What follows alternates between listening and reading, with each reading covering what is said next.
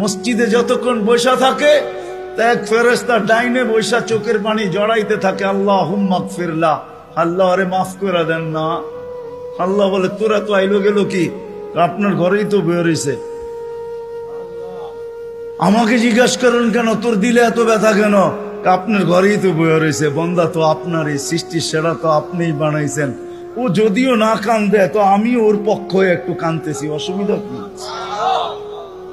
আরেকজন বলে আল্লাহুম্মা আরহাম আলাইহি, আল্লাহর উপরে দয়া করেন না। আপনার ঘরে বসে রইল, তারপরে যদি দয়া না করেন তো বাজারে গেলে করবেন, ওটা তো দয়ার জায়গাই না। কি করে না করে না দোয়া। যতক্ষণ মসজিদে বসে থাকে আরেকজন নামাজের সওয়াব লিখতে থাকে। আল্লাহ বলে ঘুমায় তো রইল, তুই নামাজের সওয়াব লেখোস না কেন? ঘুমাইলো তো আপনার বাড়িতেই ঘুমাইছে, আর কোথায় ঘুমাইছে? সওয়াব লিখবো না তো লিখবো না কেন? এটাও ফেরেশতা চালায়।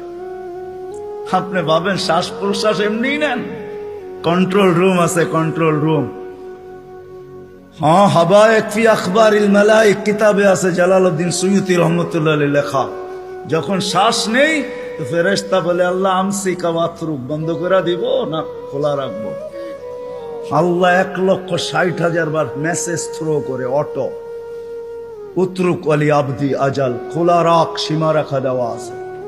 যেদিন সীমা রেখায় আসবে ওই দিন বলবো টানবো তো আর ছাড়তে দিবি না, ছাড়বো তো আর টানতে দিবি না। বিনা দ্বিধায় 1,60,000 বার শ্বাস প্রশ্বাস নিতেছি। আসেন একটু ভাবি। সুর তো আমার কাছে নাই যে আমি আপনাদেরকে পাগল করব।